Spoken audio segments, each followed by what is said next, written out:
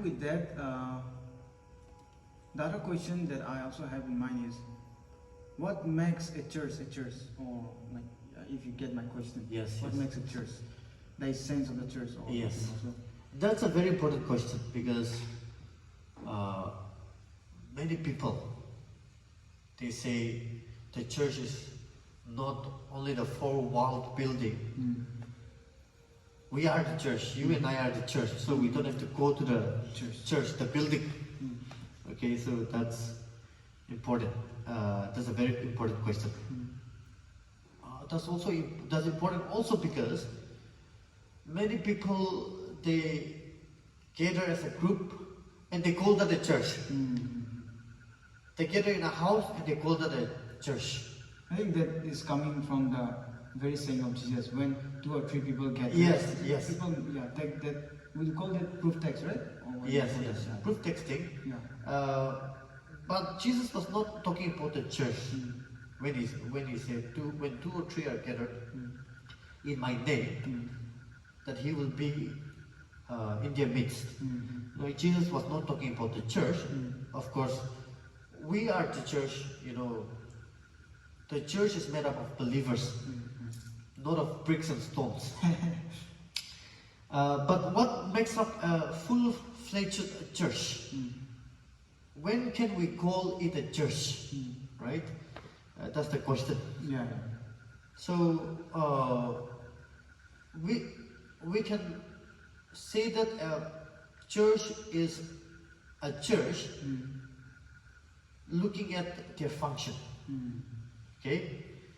So when we look to the New Testament church, for example, worship was there. In the Old Testament, believers met together on the Sabbath day, but after the resurrection, believers worship on Sunday in commemoration of the resurrection. That is in John chapter 20 verse 1, John chapter 19 verse 16. So are they worshipping or not? Right? That's one of the functions of the church. If worship is not there, then they cannot call it a church. And another point is instruction. Is there instruction? See, God gave the Bible for the purpose of teaching. So that the believers can grow into maturity. Teaching is the antidote to false teaching. And where there is teaching or instruction, there is love among believers. There is spiritual nourishment. There is godliness. There is proper focus on life. And the church, early church, they came together and devoted themselves to the apostles' teaching. Acts chapter 2 verse 42. So, is there instruction? Right? That should also, that's the question that you have to ask. Fellowship. Acts chapter 2 verse 42. Are they fellowshipping? Right? Another point again is ministry.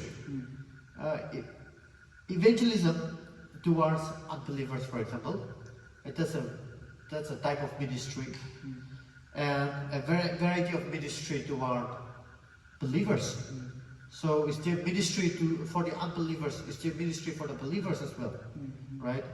And organization. When Paul started churches, he appointed leaders. He appointed elders.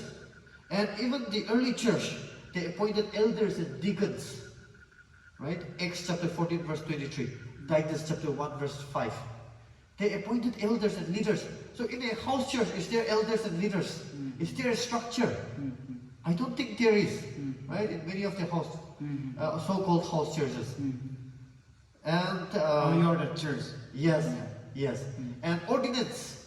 Are they practicing the ordinances? The Lord's Supper, right? Baptism. Many people think that they can go out of the church and they can change the whole world. without the blessing of the church.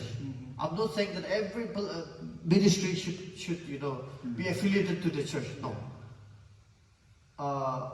But calling themselves as a church while they are just doing things by themselves is not right. Is there the practice of ordinances? The Lord commanded us to observe the Lord's Supper as often as we can. And also baptism means identifying with the death and resurrection of Jesus Christ. So are we doing that? Right? And another point is, this is also very important, discipline. They say that, okay, we are gathered in a house church. Why they say that gathering in a house is a house church is because they look at the Bible and they see that there were people gathered in the house of Philemon.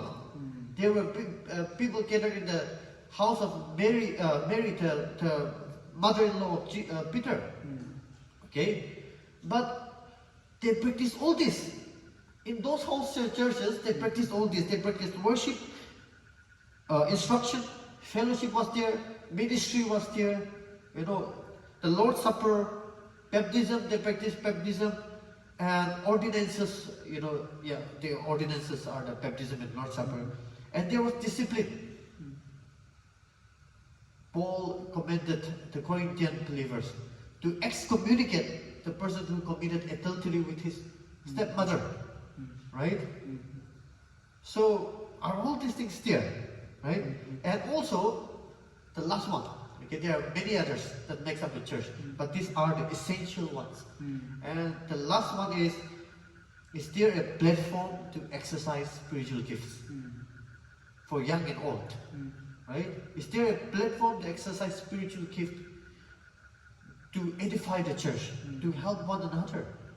Right? And all these things make up actually the real church, a real biblical local church. And if these things are not there, we cannot call it a full-fledged church.